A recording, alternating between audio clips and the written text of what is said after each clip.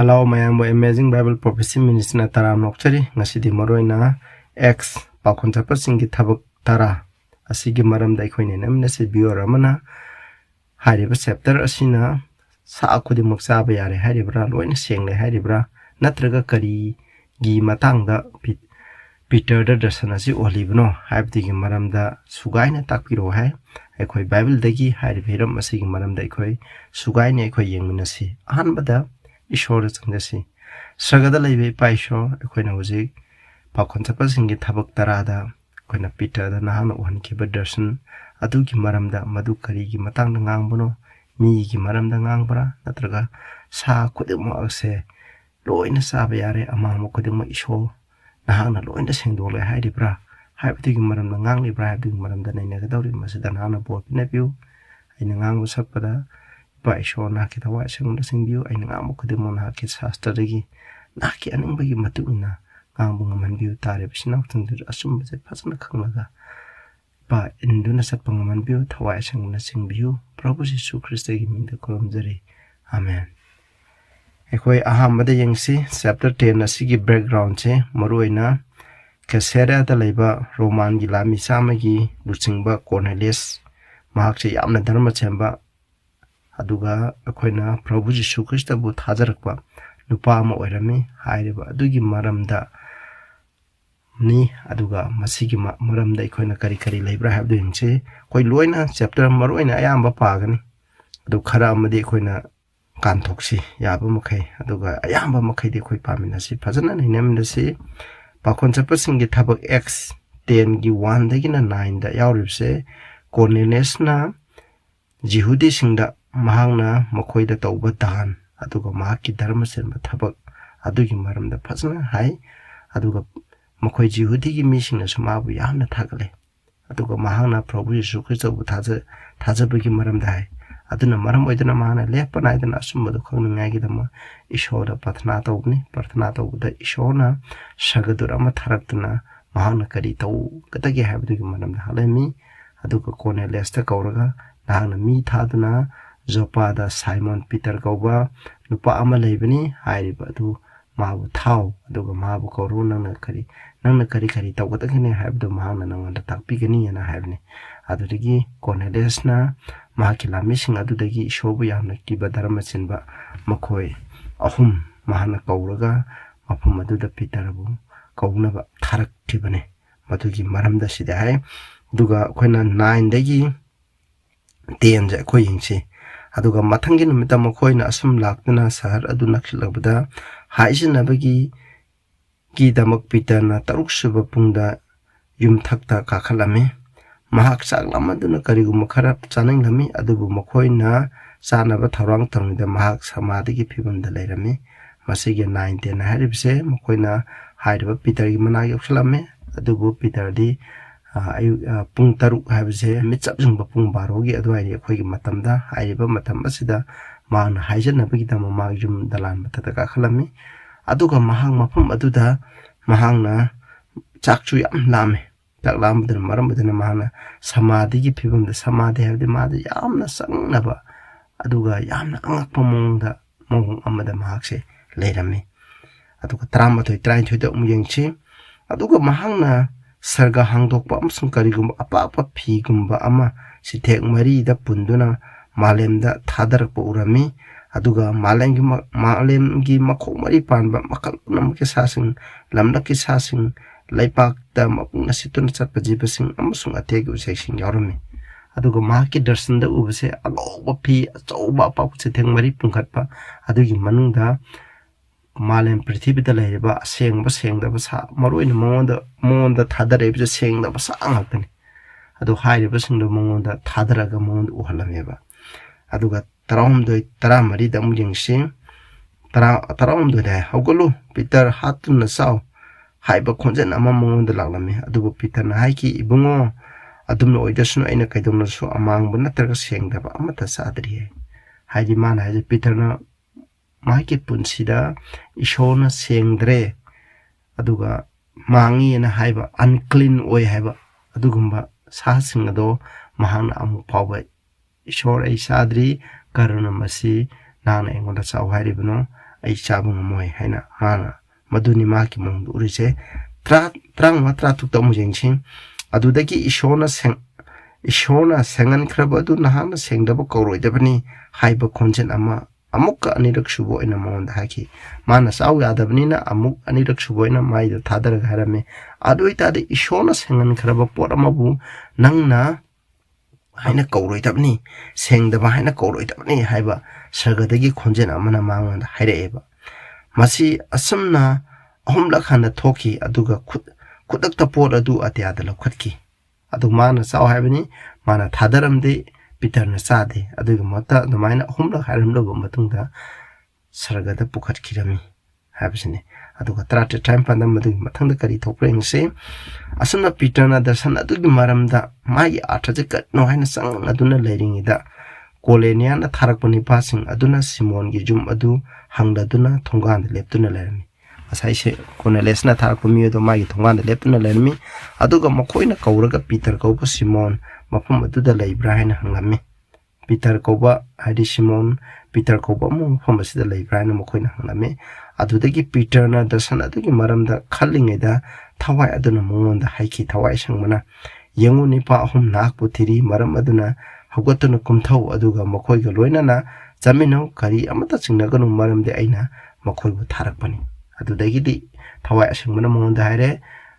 nangbu kaure kumtharo aduga makhoina chache haiba mapam aduda nang makhoiga jamino kari amata chingnaganu makhoije aina tharakpani ana haire masida mulare kunma thoi kunithoi dingje aduga Peter na kumtharaga konaniana mongona tharakpani pasing aduda haiki yenguna khoina thiriba mi adu aini na khoina kari maramgi damak laglibano makhoina haiki lamisam ki mapu dharma senba mi ishobu kiba amsung jihudi jati punamungna sonaba konaliana nahakpu mahaki yumda kaunaba amsung nahaki watanaba asengba sagaduna mongona thakpire asai wari do mana sagaduna samai tokduna Peter gu thiro kaururo aduga makoida konelena kari tokne habdu mana tapigini madugi dam tharakpani haina kunmathoi kunithoi da mekshena haidi kolomdo kumari mungsi maduda Peter na makoi bu manungda koksindana ranke mathangi numita Peter na makoi loina salami aduga jopa dagi machimana kharana mahak loina rame jopa dagi machimna wadi makoi gi thajaminaba Boxing khara do mahak loina samina ma mathanda salamde makoi khara ga samina rami mathangi numit aduda makoi na kasera da thunglami kolena nam makoi bungai duna rami aduga mahaki mari mata sing am sunang na bumaru mapang sing punna koksin duna lairami kolena na ma da na magi mu nantra mahaki mari mata me am da koksalaga makoi ngai duna lairami kumanga de na kontret aduga Peter na manung da sanglakpada kolena na mahaka unare aduga mahaki makhongda tudana mahapu kurum jaki konane na Peter bu kurami adubu Peter na mahapu singkapiduna hairi hawgulu aishumini aduga mahang na mahaka punna wari saraduna ka aduda sangki aduga mapam aduda miyam punna lairamba thengnaki hairi mayam do Peter gi wari tanaba Prabhu Yesu Krista gi maram tanaba arang kubungi wari tanangai budama Kaurang ngai duna lairame Cornelius ki makhada Cornelius na ki mapana mana punno hunguduna maram oidana mi kyamnam suma ki munu sagana te punna mukse asengba search kang ko mu oiramni aduga kunipang kumapan yamroi bako kunipan je paje masi ko aduga Peter na makhoida ki jihudi amana atopa jar ki mi amabu unaba natraga tinaba wen kai have na khoina khangi atubu aina kana gumba amabu amangba natraga sengdaba haina kaudanaba ishona ingonda phongdo pire masigi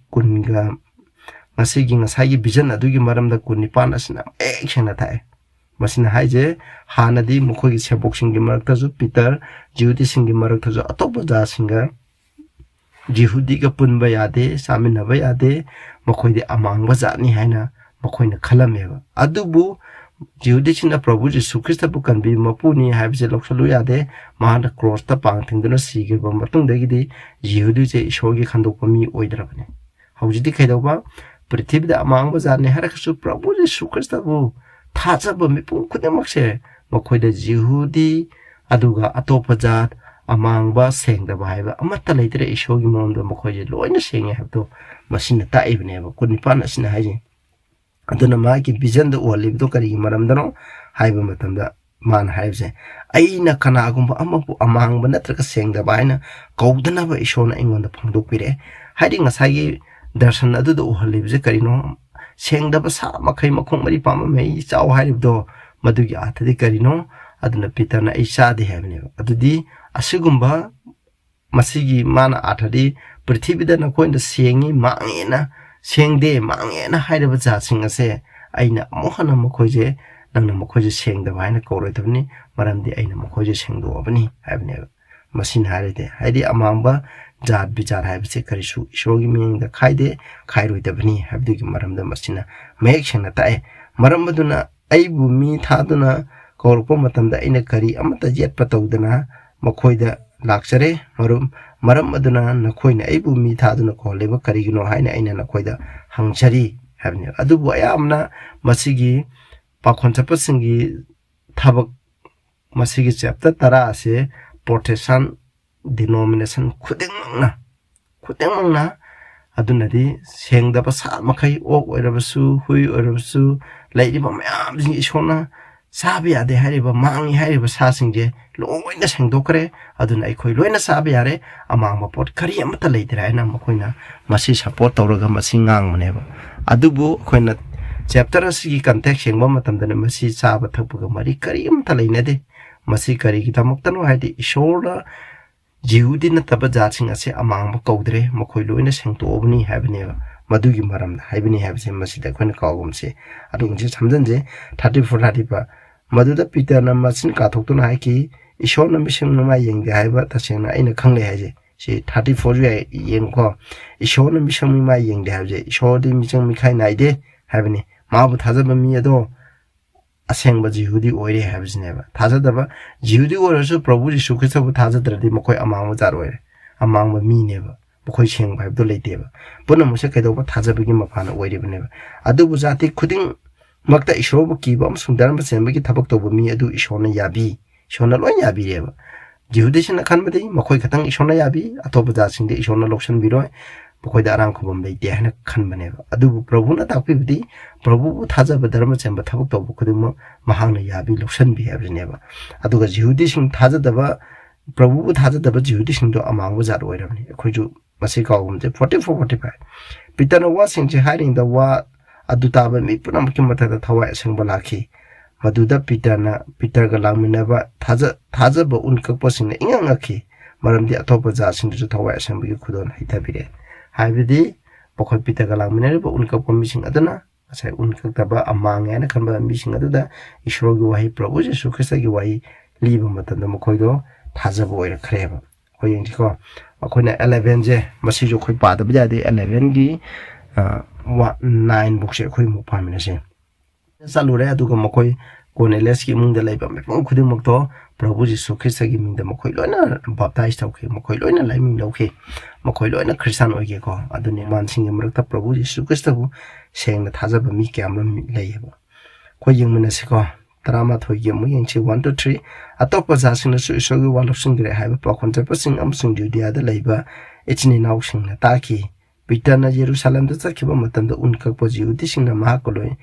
mahaka yenaduna haire nana unkak da missing from the sangduna mokoi chaminai sine maran sire mokoi na khanbaje unkak da missing jak chamina ba topa jaching jiudin da chamina ba amang bani haine mokoi songna samna roidamni haine prabhu jisu krishna gi saboksin na phabu madugi prejudice hadil ana thajaba haiba anagi mokoi gi mapa amsina takpi ba chanabi arambado madu mokoi da layaba adu prabhu jisu krishna sangdo papameba adagi 4-5 aduga pitana thoki bokodi mo ahobadigi mathang naw naina mokoi da hairei aina jopa sarda haijaduna leirami aina samadi filmda leiringida darshan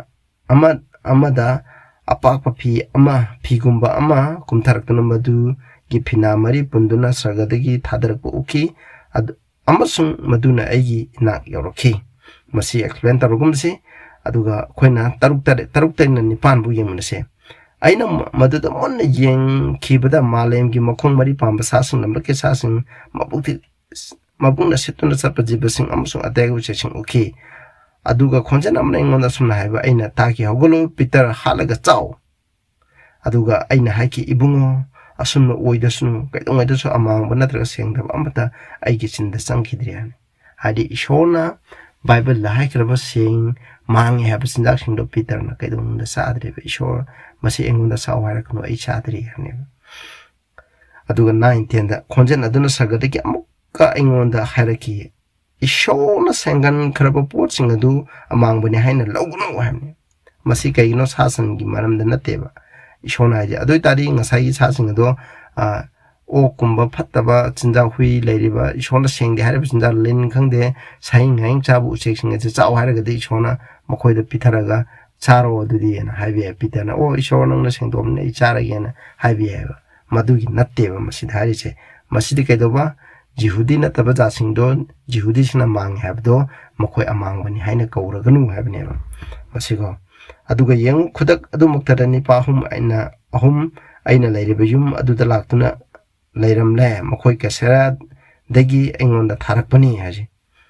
masini ko asna sidaju drama thoi asida mayek sengkhre masina habdi peter da uhalibdo sa waibanate aduna peter na jo halasa gide aduga pukhatkiba loina pukhatkiba aduna haideba chapter se protection ichausina aikoina sa khudema prithibida leiriba kodemak se sabe adaba karim ta leidre khoi loin chagadabani haina masi hai masi lale akoi khara makha tan yemna si aikoina ahingba jibasing sa sing natra ahingba jiba khudemak se aikoina cha loina aikoi chabe yarabra habje khoni yemna seba first Timothy 4:3 to 5 se masi mi ayamba misingna aikoina pastor singna ayamba masi aikoina portion isina ayamba na masi gi text sinai aduga masigi matuna khoi sa khudem loina sabe yare habzneba akhoi pamina se khosida maruina first Timothy 4 gi chapter 4 gi 1-2 masida haidi bikan aroiba matamda aranba takthongnaba haidi aramba wa takthokpa mising nakani amni lami bu serana na takpi bu mising nakani haidi bisina kari takadage habdugi maramda masida ibneba lohongba khami thajaraba amsung achumba adu khanglaba misingda thagatpaga loina na sana ba ishon sengra pasinja adu sadna ba mukhoina thingi habne sidaida aina pangai habnate bible na habdune sida aije thajara ba amasung achumba adu khanglaba misingna thagat puga loina na sana ba ishon semkhra jinja adu sadna ba mukhoina thingi habne hadi ba aramba tapi bisingna ishona borpi kraba jinjaksung adu phawa chaba ya de haina mukhoina thingani habne masida ngaje for dam yengchiko ishona adoida de khoni yengba ishona thagalaga sana ba sengriba sinjakse karino habisne sa sing ye khona ishona thagalaga sana ba sa sing ye khona sengkibra ba sa sing ye khoi gi chinja oina sengkibna nate hore makhata na yengkani makhoi di ishona papro matungda ayaba pikibne ba aduna ayaba pikibado aduna paptaram de khoi charamoi papta badun marum ayaba pikibne ba aduga yengje ishona sengkro pot khudima aphabani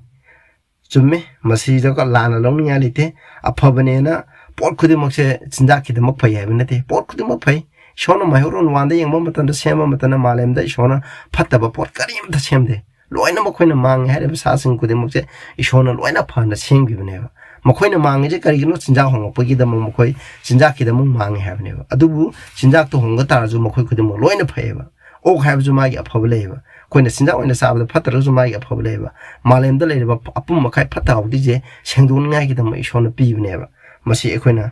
kawridamni ko adugo ishona sengkraba khudima phabni madu thaga chaduna sarabdi yadaba tawridamni thaga chaduna sarabdi yadaba tawridamni maramde masi ishorgi wai am chungai jabim pana sengdole masina harabdi o arusu sengdaba lairiba cha khudima bible na sengde haba kudemak to ekoina thagalaga saraga de sengye na haiba mana kanaw misna madu aran baneba o gase ishona jinja ki damuk sengye hana bible da kaidong de ideba ekoina partna lisinglak tawraga su masi asengba sinjang ne haiba oiroeba ishona ontho oiba asengba masi onga dabje hayeng magi sinjak to hongla kanda magi sinjak to hayeng hongnaba matam de ekoina anauba sargada ekoina anauba ishona sembiba prithvi aduda ekoina amuk leiba matamda haide sa sang chingye hana gi magi ahoba gi chindak to sagneba adu matam ma je chenganeba aduna tringai de hujik aseng ba haibdu yade ba aikoina ishona thakat charaga chagada ba haibse aikoina amang ba koina ngasai gi lin hui haudong lairiba ishona chab yade hariba singje masi aikoina kamaina thagalaga aikoina ishona saduino masi thagalaga ishona singdok pigedraba masi singdu oidabani sinausa aina haijani mudi kana misna thagalaga singdok pa yaragadi aikoina huje kanamta huje khajitang glass am da drum da thadaba am tanang lising na Prabhu Jesu Christ ngada pathna daw sungcheng singdu oiba adu bu singdok kadabdi keno ishona sai haba saba yare haba sindak singje aikoina pathna torwa ta saba matamda hena ikoida bor phangani ba ishona ikoida singdok pigini habje masineba masigi text ju amsine ko aduna ikoina ishona sembi kra bu khudimok sabi ya habdo nati ikoina context 3 gi matungna yenglagadi ishona aseng thazaraba amso asumba khanglaba misinamni Peter aseng khangya thazai ma ishona chau hai aina amamba singdo aina singdok kramni chau amamba sa singdo ba matanda ma kaidong ndo ma na sagi deba masi ikoina kawredabni aduga ishona ahingbaji bu khudimje ikoi gi chinda ki damo sengkibraba semde Mehoron 1 gi 29 to 30 adudagi ishona ke yengo malem apumbagi leimai da leiba mahi marung pan ba pambi kuding amasung mahi da maru yabu upal ba pan kuding aina na khoida piramni haidi ahan bada taibung miyo na pap to ding da uhi wai se sarameba ahingbagi upambi da gi uhi charami madugi mapana khoina hingameba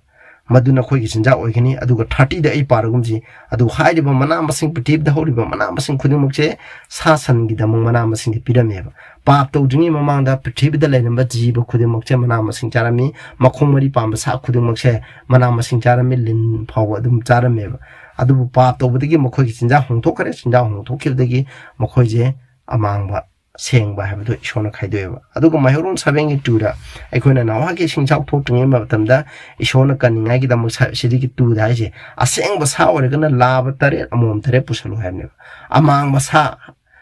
oregana laba amom habne adoi tadi laba amga amom khatang pusalu aije kaino sabe yada baine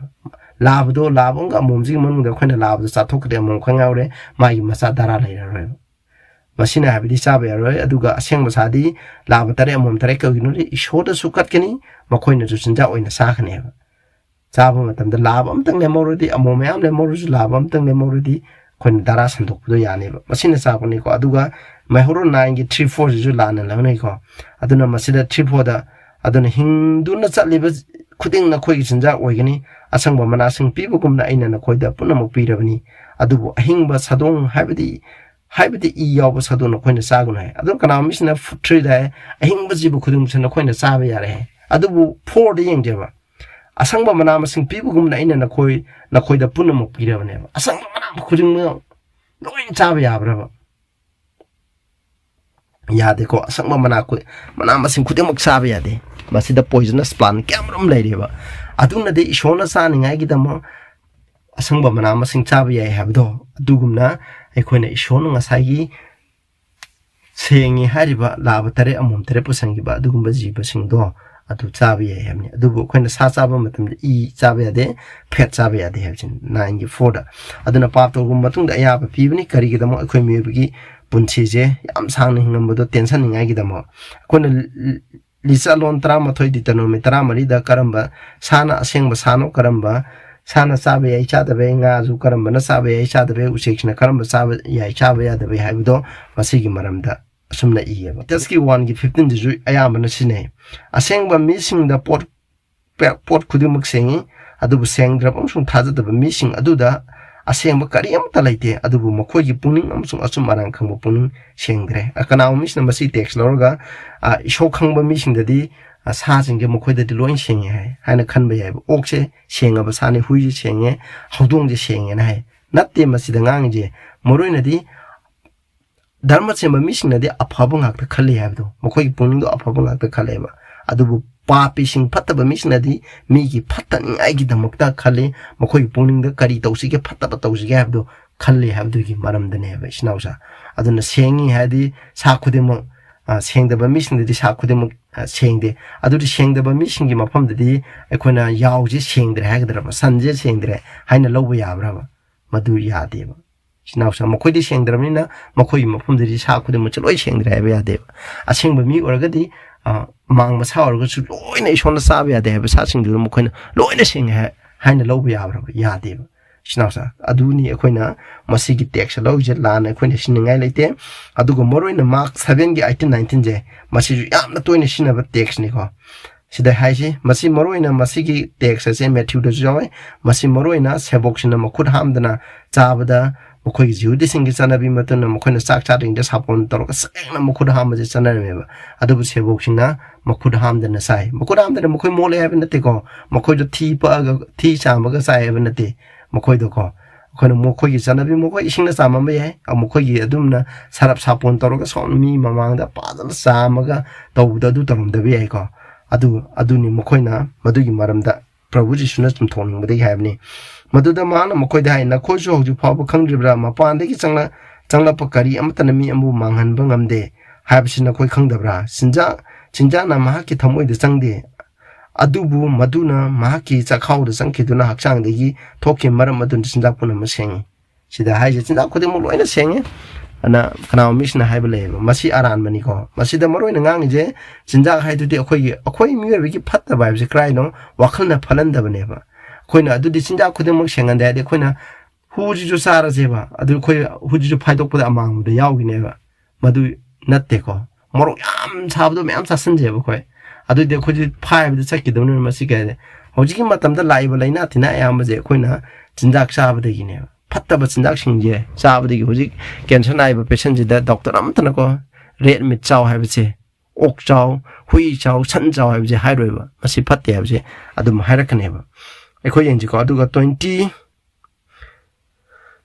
dai na 23 adu bu mang na ki mi adu da gi thoki ba adu na mi adu bu mang le mi adu gi da thoki ba khoi wakhal da gi thoki ba khoi chin da ngang thorok do khoi wakhal na khala chin ngang thorok ne ba karino ha jam haibdi 미싱기 타모이데기 하이리버싱 에세 톨레이 파타바 와칼 누파노 필라나 발람찬 아이다바 미하트바 후란바 카람바 파타바 롱남 tawba luda바 lamchat miyeng 파타바 티능앙바 chaukthokpa amsong apangba hairiba 파타바 punam ase mi amagi manungdagi tholoktuna mi adubu mangalli habneba masina taibdi sinausa karino khoibu mangan baje akhoi gi wakal na mi je mangan bani sinjana mangan banate habsne adubu sinja habje khoina aphawa sinjak chaga dani masigi matang context da lawridi akhoi gi wakal phattaba tholaiba pa habse krai de gi tholokuna khoi gi thamoi de gi tholokne pa habse akhoi gi sinjak de gi tholokpa nate hai bane ba sinausa moroina khoina sinjak se chaning ba cha ba yare Prabhu Jishu na chaning ba sare yare haibigi nate ba khoi ji chaning ba sinjak cha ba yade akhoi 진작 치는 말은 뭐 되나 코나 짜는 거 사버되기 코유 아두디 진작은 망한들에 코유 주 타제바 아두 주로 탁 잘라지 간자 아주 로이 차슬래죠 마시디 호렌 T5들 로이 찾기 너무 막다네바 마두야데 마두 아란바니 이 쇼나 사는 야기다 뭐 보피크라버두데 코나 짜로이 되네 아두가 코나 아로비딩 지고 아이자 11기 9 데즈노 코이 파비오 코나 하잉 서가 잡은 마탐다 이 쇼기 ning tholai bakta 이 쇼기 징다 코나 사 할라가 지바 할라가 아무하나 짜로이바 봉독빈바 코니 토이기 na koina revelation 22 gi 23 da jo haje koina shogi phamban gi mamang da ahing ba gi upambi ado tha mai gi tha khuding gi mai yale hamne mai tarain to yale madu gi mai do sagane ba ai khoi sarga da sa roi sinausa hoje khoi sarga suki mating na khramne aseng ba gi di khoi hoje sa ba tha do laga khoi sarga gi da mo reaction to go da ne ba aduna bible na habse ek chapter 10 habse sa khude muksa ba yare habdu gi maram da masin ngang ba na te sinausa maram di sa khude mo khoina sa ba yade maram di shona sing da bodo sa ba yade ba aduna tabiri ba mayam de shona bopi ba shona no ba mi we subscribe to view aduga ai channel asibu na khoina support to view haina mayam da jari any na khoina khang bo hang le ga ju hang biro comment dai biro aina madu gi maram da makata na nei mina se pathna tause sagada le be payam thaga sare ek chapter 10 hairib se akhudim ishona sing do kare amang ba sa ba ya de ba sing da to sing do kare ba nati prithibida jihudi singna amang bani haibam ja singa to Prabhu da thajarak pa makoi ado loina sengi haibani haibji maram da na ke shastra mai action ta pi ba sigi dam thaga tare be sinau sin da so na na ma pa nai da bo da pinabiu Prabhu Jishu Christ gi minda koram jari amen.